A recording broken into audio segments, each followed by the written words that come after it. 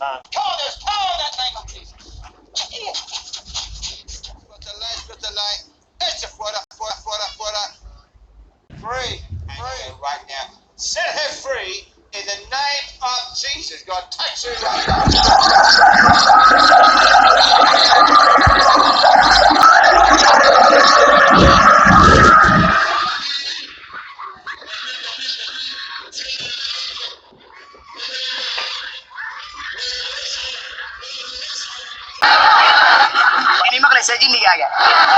asalaamu calaykum waraxmatullaahi wabarakaatu kusoo dhowaada daawadayaal barnaamij cusub oo aan maanta uga hadlayno arrin aad iyo aad muhiim u ah oo bulshada Soomaaliyeed muddooyinkii dambe ku dhex faaftay in badan oo bulshada ka midana laga yaabo inay ku arkeen baraha bulshada amaba ay si toos ula kulmeen arrintani waa nimanka loogu magac daray ama Soomaalidu u bixisay rusheeyayaal waa niman ka qaraabto oo dhaqaale ka sameeya bulshada dadka ugu hooseeya xagga aqoonta iyo xagga nolosha intaba boqolkiiba 90 dadka u imaanaya nimankan waxay u badan yihiin haween haddaba arrintan muddo dheer ayaan rabay inaan ka hadlo laakiin waxaan sugayay in culimada waaweyn qof ka mida oo arrintan ka hadlo oo si dhab ah oo xanuunka iyo dhibaatada ay arrintan leedahay gaarsiisan uu uga hadlo nasiib darro baaritaankayga maanan helin qof heerkii la rabay uga hadla arrintan laakiin waxaan arkay rag culimada ka mida oo arrintan soo hadal qaaday sheegayna nimankaasi waxa ay wadaan inayna ahayn qaab sax ah oo quraanka dad loogu daaweeyo raggaasi waxaa ka mid ah oo arrinta soo hadal qaaday Sheikh Umal iyo sidoo kale Sheikh lagu magacaabo Barbaraawi iyo dhowr qof oo kale oo dadka bulshada ka mid ah oo arrintan soo hadal qaaday laakiin sidaan hore idinkugu sheegayba qaabka culimadan ay uga hadleen arrintan ma gaarsiisna heerka dhibaatada ay leedahay arrintan iyo dhibka nimankani ay ku hayaan bulshada masaakiinta ah oo dhaqaalahoodii ay furanayaan sidoo kalena maskax ahaan iyo jir ahaanba ay u cadaabayaan arrintan waxaan go'aansaday inaan wax badan ka ogaado waxaan dabagal ku sameeyay muuqaalada ay iska soo duubaan iyo qaabka ay sheegayaan inay wax u daaweeyaan sidoo kale waxaan baaray in arrintani annaga oo nagu eg tahay iyo in bayaan ayagoo isticmaalaya Bible-ka iyo Ciise oo ayagu ay u yaqaanaan Ilaah laakiin marka hore waxaan rabaa inaan u guda galno nimankan Soomaaliya ka shaqeysta ee khuraafaystayaasha aniga aan ku tilmaami karo oo bulshada masaakiinta ah dhaqaalaha iyo hantida ka sameeya marka hore nimankan waxay sheegtaan inay quraanka dadka ku daaweynayaan haddaba waxaan isku dayaynaa bal inaan wax ka ogaano arrinta ay sheeganayaan oo ah inay quraanka dadka ku daaweynayaan waxaad ila daawataan muuqaalkan iyo ereyada ninkan uu ku celcelinayo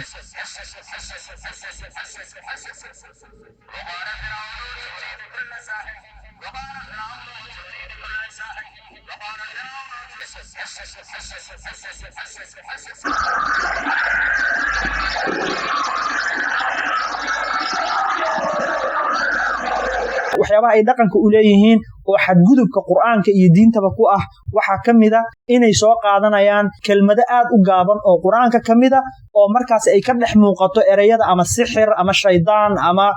jinni iyo waxyaabaha la midka ah ayagoo aaminsan in ereyadaasi meesha ay ku soo arooraanba ay daawo u tahay arrimahan sidaa daraadeedna quraanka sidii loogu talagalay inaan u akhrinaynin ee kalimaadkaas oo kaliya ay dadka ku akhrinayaan waxyaabaha ay sameeyaan oo dadka ay maskaxda uga xanuunjiyeen masaakiinta waxa kamida inay sameecado aad u waaweyn hoolalka ay dadka iskugu keenaan ay ku soo xirtaan kadibna ay mikrofoonada aad u dheereeyaan oo ay dad markii horeba maskixiyan u xanuunsanaa ku qayliyaan oo ay isku dayaan inay maskaxdooda saameeyaan dad badan waxa laga yaabaa inay yiraahdaan nimankan xarumahooda iyo qaabka ay u daaweeyaan dad ku daawoobay arrintaasi ma ahan arrin wax cadayna loo heli karo haba yaraatee waxyaabaha ay dadka ku akhriyaan oo ay maskaxda uga qabsadeen oo dadku ku qanciyaan waxa kamid ah inay yiraahdaan miyaadan aaminsaneyn quraanku inuu daawo yahay quraankan anagu wax ku daaweynaa haddaadan aaminsaneyn quraanku inuu daawo yahay qof muslim ma tihid arrimaha noocaas oo kala ah waxay la mid tahay ayadoo qofku yiri miyaadan qadarka Ilaahay aaminsaneyn ma wadada baabuurta ku socdaan dhex jifatid waa arrin aan waxba ka jirin quraanka kariimka waa daawo Ilaahay baa noo sheegay nabi kaleey salaatu salaam noo sheegay laakiin qaabka la iskugu daaweynayo ma ahan qaabka nimankan qalin shubatada ah ee burcada ay dadka masaakiinta ku dhacayaan ma ahan dadkani u imaanaya nimankan oo caafimaadka iyo daawada u soo raadsanaya waxay ka yimaadaan magaalooyin culummo nimankan ka waaweyn oo quraanka iyo diinta iyo alla ka cabsi intaba ka badan ay ku nool yihiin sidoo kale waxay safar dheer uga yimaadaan wadamo fog oo dhaqaatiir iyo culummo iyo cid walba oo wax daaweyn karto bini aadana laga heli karo waxaasoo dhan way soo garab maraan waxay soo aadayaan nimankan laga yaabo aqoon ahaan xataa wax alla waxay garanayaan inaysan jirin xag diineedna aysan waxba ka garanaynin xag caafimaadna aysan waxba ka garanaynin sidoo kale nimankan waxyaabaha ay leeyihiin waxaa ka mid a meelo farmasiyaal ay ula baxeen oo ay ayagu ku gadaan waxyaabo ay madaawaad ku sheegayaan ama acshaab oo ay adduunyada ka soo aruuriyeen ama waddanka gudihiisa qof kasta oo u yimaado ay siiyaan oo ay dhaqaale dheeriya ka sameeyaan waxyaabahan madaawaadka ay ku sheegayaan oo ay dadka siinayaan inta badan aqoon uma laha saamaynta ay jirka bini'aadanka ku yeelanayaan waxaa dhacda in marmarka qaar ay dadku ku dhibaatoobaan oo xanuunno cusub iyo mashaakil cusub oo ka yimaado arrimahaasoo dhan ayagu uma jeedaan waxa u dan ah oo keliya dhaqaalaha ay ka samaynayaan xanuunka iyo dhibaatada dadka masaakiinta haysta si aad u aragtaan waxyaabaha caqliga bini'aadanka ka fog ee nimankani ay dadka ku qancinayaan waxaad ila daawataan muuqaalkan soo socda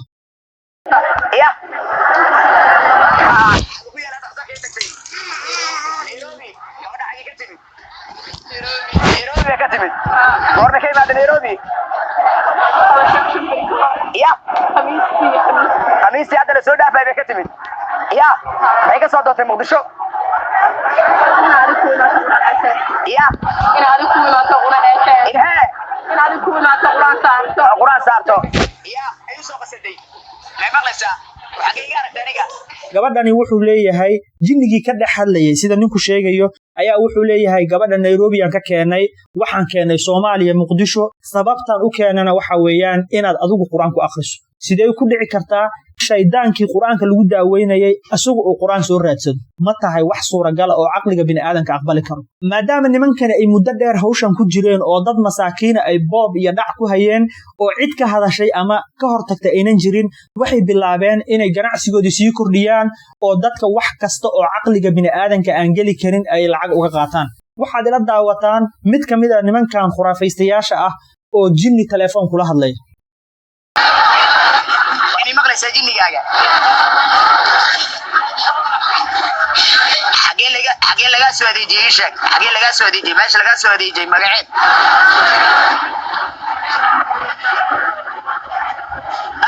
ninkan wuxuu leeyahay jinni ayaan telefoon kula hadlayaa waa arrin lagu qoslo lagana naxo in waxyaabaha noocan oo kala laga dhaadhiciyo dad Soomaaliya oo muslim ah 100% oo adduunyada iyo casriga maanta aan joogno nool nimankan qaababka ay dadka u dhacaan waa kuwa aad u fara badan waxyaabaha ay hadda soo kordhiyeen oo isticmaalayaan waxa kamid ah inay leeyihiin qaab online ah ayaa wax ku daaweynayna waxa ku filan waayay dadkii masaakiinta ahaa oo xarumahooda buux dhaafinayay oo kumanaanka kun ahaa waxay bilaabeen inay adduunka kuwa jooga oo Yurub iyo Ameerika iyo meel kasta jooga inay zoomka soo galiyaan sidaasna ay saacadii lacag ugu dhuftaan oo meeshaas inta kula qayliyaan oo dhagaha uga qayliyaan mikrofoon ku daaraan ay yiraahdaan waa idin daaweynayna cunugan yar ee koofida xiran ee aad u jeedaan wuxuu leeyahay waxaan soo kordhinay adeeg cusub oo dadka daaweynta guryaha loogu geynayo asoo kolaya baabuur ku socda ayuu wuxuu dhex wareegayaa magaalada wuxuuna sheeganayaa inuu xarumaha ganacsiga iyo guryaha ka bixinaya shayaadiin iyo jinni gaarigan aad u jeedaan wuxuu sheeganayaa inuu jinni ka bixiyay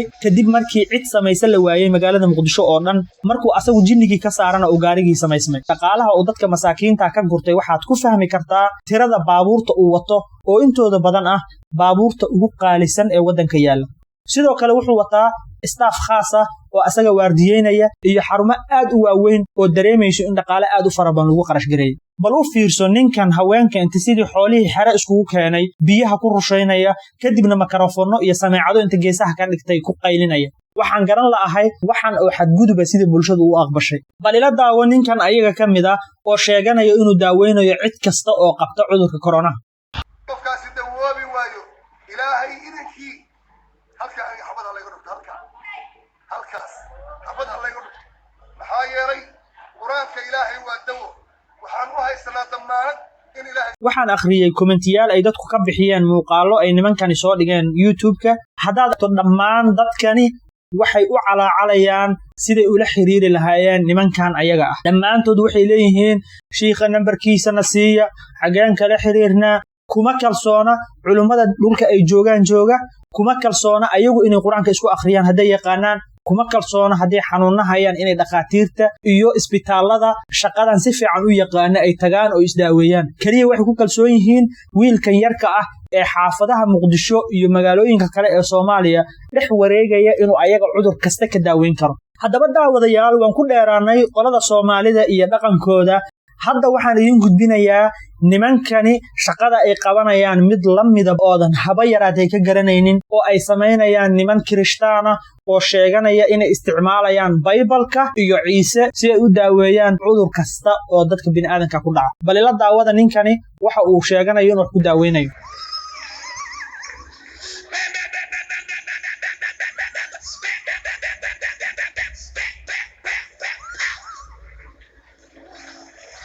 ninkan aad u jeedaan wuxuu sheegayaa inuu ahaan jiray nin criminal ah ama dambiile ah sidoo kale balaayo ku dhex jiray kadibna uu xiriir Ilaahay xaqiisa helay Ilaaha uu sheegaya waa Ciise kadibna uu bilaabay inuu dadka daaweeyo shaqada noocana wuxuu ka sameeyay malaayiin lacag ah ninkani waxaad ka fahmaysaa inuusan wax diina shaqo ku lahayn muuqaalkiisa iyo waxa jirkiisa ku xardhan sidaas ay tahay wuxuu kumanaan kun oo dad ku qanciyay inuu asagu ka daaweynayo cudur kasta ay qabaan islaantan aad u jeedaan waxay qabtaa cudurka loo yaqaan kansarka waxayna ka timid cirifka kale ee Mareykanka oo ah meel aad iyo aad uga fog goobta ninkani uu joogo waxay halkaas uga soo safartay in ninkani kansar ka daaweyn karo sidoo kale halkan waxa fadhiya kumanaan kun kulligoodna wuxuu u yimaadeen in ninkan criminalka ahaan jiray uu ka daaweyn karo cudurradaas ayaga midkani waa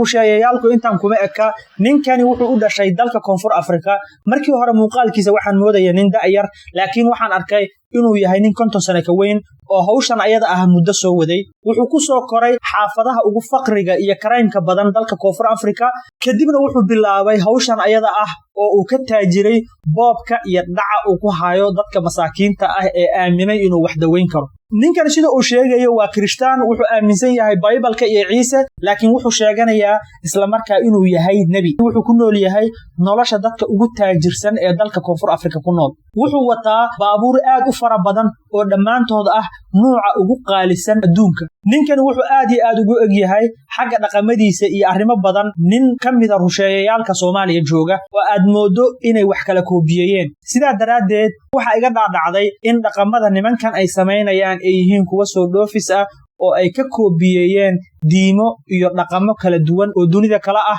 sida kuwa Kirishtaanka iyo Hinduuska nimankani kuma eka dadka waaweyn oo kali ah ee waxay sidoo kale dhibaateeyaan oo xarumahooda loogu keenaa caruur aad u da'yar oo laga yaabo inay xanuuno caadi ah qabaan amaba ay saba xanuunsanayn